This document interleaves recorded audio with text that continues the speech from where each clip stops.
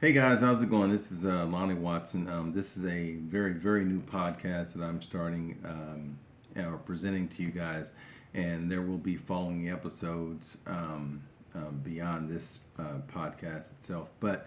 And hopefully, you guys as fans, we're all fans, and we're all passionate about our team, regardless of what that particular team may be. But in this case, in my case, it's the Vikings, and I'm very passionate about them. I'm always concerned, probably to a fault, in terms of what goes on with the team, the players, the staff, ownership, coaches, GM. Um, I'm always concerned about those things for the simple fact that it's been decades since we've even participated even remotely close to a Super Bowl. Um, there's just a lot of inconsistencies that have taken place during various off seasons. You can go all clear back to 1990 to pretty much right now, present. Um, but what intrigues me at this juncture regarding the team would be specific players that we've not heard from, whether it be through the media, through ownership, through the staff, the coaching, GMs, and those types of things. And that player, in my mind, is Kellen Mond. Now, I get what goes on when it comes to Kellen Mond. People refer to him. Well, they're just not sure. There's no real opinion of him other than the unknown, and that is probably the biggest issue with this team going forward. Now, granted, you have a new GM, you have a new coach, who I think, short and long term, in terms of how it's going to impact Kellen Mond, I think is a very positive thing moving forward. The only problem with that is I'm not even sure, based on the prior coaching staff, um, where he's at. There's just too much that went on, I think, last year that we didn't know about. But those things are just now coming to light. With the handling of his progression, the time spent or the lack of, in terms of getting him prepared for whether it's regular season, whether it's preseason, off-season workouts, voluntary workouts, stuff like that. We just don't know. But here's the dilemma. Kellen Mond, what I do know is that I did follow him somewhat while he was at Texas A&M, and I think, based on the footage, based on what I've seen, as small a sample as that was, he's a really good quarterback, and he has the potential to be a very good quarterback. Now, how that translates over into the NFL, well, that's an entirely different story. There's a lot of different verbiage. There's a lot of different things that have to take place in order for him to progress. And I think that problem surfaced when he got to Minnesota and that coaching staff. And to be specific, Mike Zimmer. Now, I don't know if Kellen Mond was part of this ongoing argument between he and that being the coach, Mike Zimmer, and Rick Spielman. We really don't know what extent his role played in that, but clearly something just wasn't right, and that's speaking outside of the football operations aspect of everything. So I think Kellen Mond clearly became the victim here, caught in the middle of a tug of war between the GM and the coach, and that's almost unheard of. Because I mean it's one thing, and the comments that Zimmer made post game, with the when they played the Green Bay Packers, those comments were just, to me, devastating. And now, granted, now Kellen Mond's a young kid. It's his first year in, doesn't know what to expect. Blah blah blah. It's the same story, but the difference is you've got a coach who basically just slams you in the media, and made it personal. On top of all things, he made it personal. And then for them to even, I would not have put Kellen Mond on display after an outing like that. You just don't do that. And then you leave him to have to basically deal with the media based on what Zimmer said about him in light of the loss. That to me was a very sad and critical moment for both Kellen Mond and Mike Zimmer. Because if I'm ownership, I'm I'm sitting there and I'm just like, he did not just make those comments about that player, irregardless of how he thought or how the player himself played, the performance level. You do not do that. And then you made it personal. So you basically told the world that you don't even care about this player, irregardless of what you know or don't know about him, whether it's his potential or his personality. At some point, Zimmer just lost any ability to control not just himself, but I think the players based on the performance or the underwhelming performance on the field from a game to game basis. And I think the fact that he and Spielman decided to not talk to one another during the season for an extended period of time speaks volumes as to where this team was collectively or where they weren't. And it's just crazy when you think about it. But that being said, you have you have a new GM, a new head coach, Kevin O'Connell, and I think just based on where he's from, where he's coming from, that talent tree, well, that coaching tree, I think will pay dividends in terms of Kellen Mond's progression. And I think that starts this year.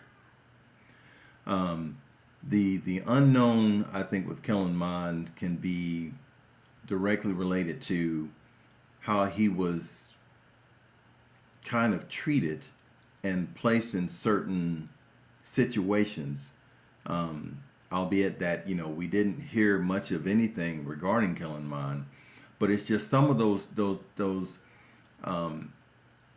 opinionated comments from Zimmer periodically throughout the season that kind of gave not just the fans, but I think the staff and maybe other personnel the impression that, okay, well, why do we even draft this kid if he feels that way about it?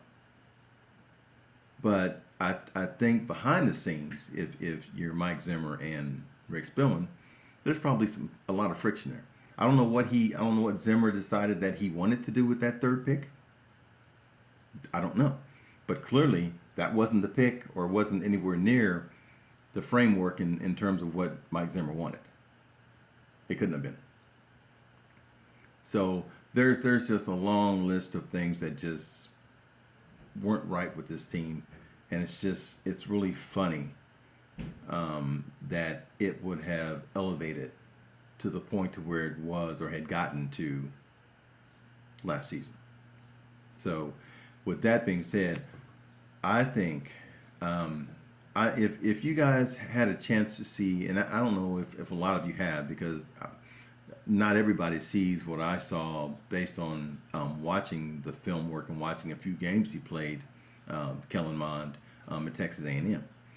But if you have, then you will probably have a better idea as to what potential is there for the Vikings.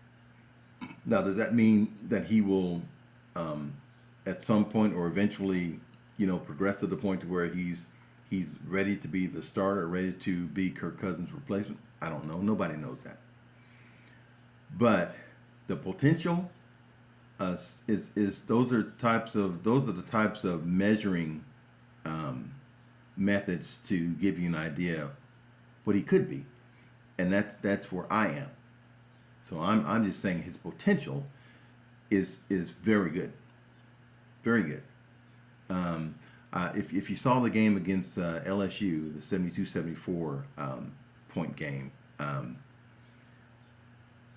you could clearly see every aspect of Kellen Mond's game during that performance. He played well. He really did. And to be honest with you, they had no business being in that game, much less winning it. They really didn't, because LSU was a very very good team. Because you have Joe Burrow, you had Chase, Justin Jefferson.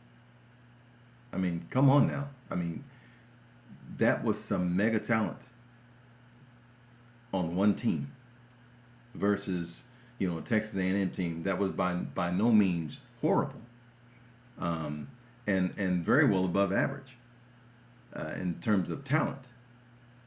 But you did have a performance that I thought from Kellen Mond in that particular game that pretty much showed you the potential that's there that could, somehow or possibly, I think through good coaching and just good people around him in terms of staff and coaches, that could equate or translate or transfer to the NFL.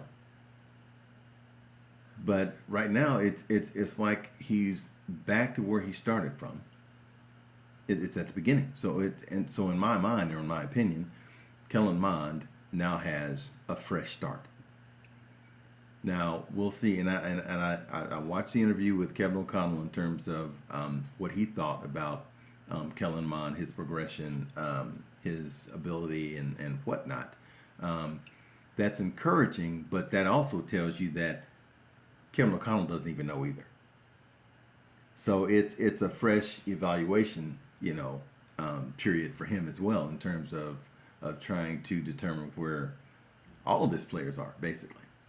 Now he has seen the tape on a lot of the stars on the team, Daniil Hunter, Michael Pierce, the defense, the offensive players, Jefferson, Thielen, those players you don't really have to concern yourself with.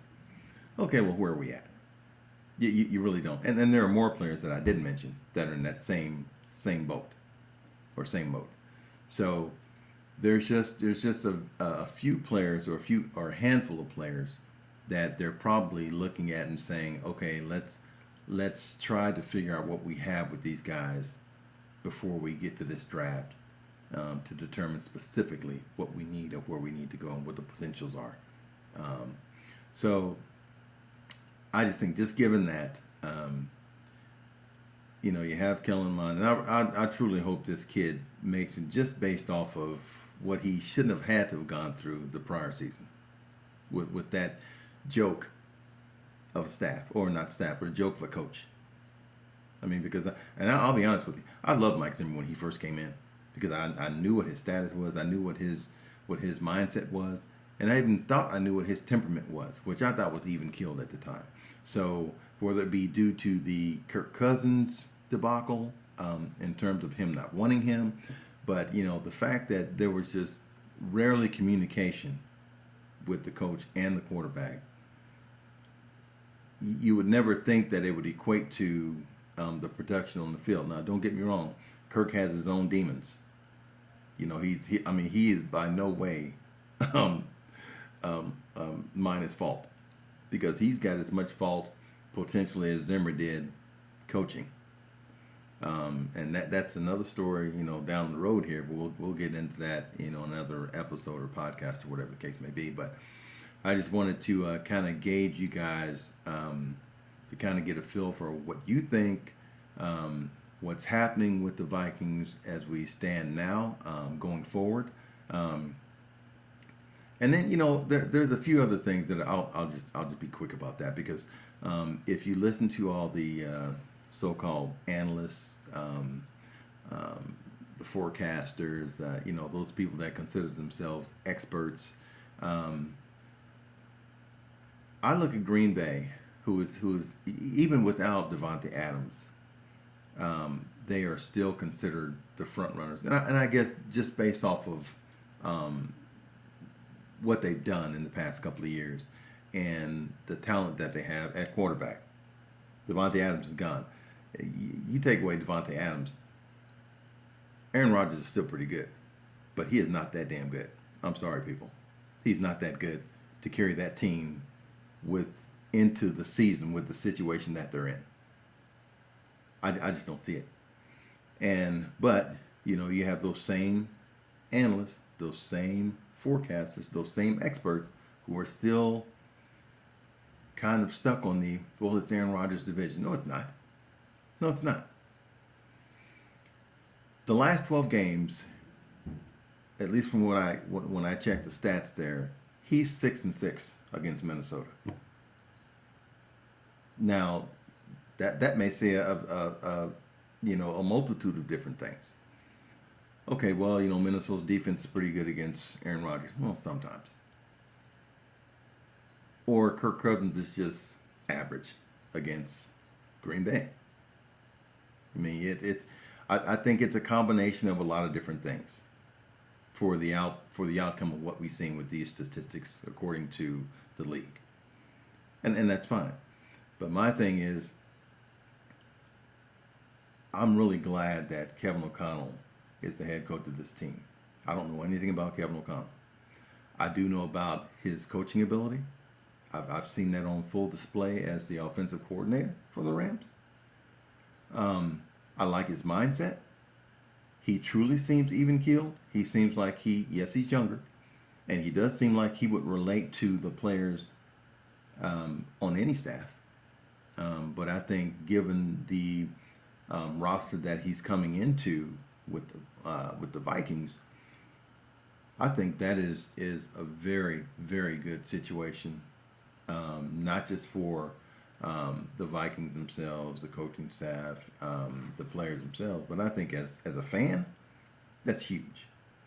That's huge because I think it gives us something to look forward to positively without having to have as much doubt as we normally have going into the season.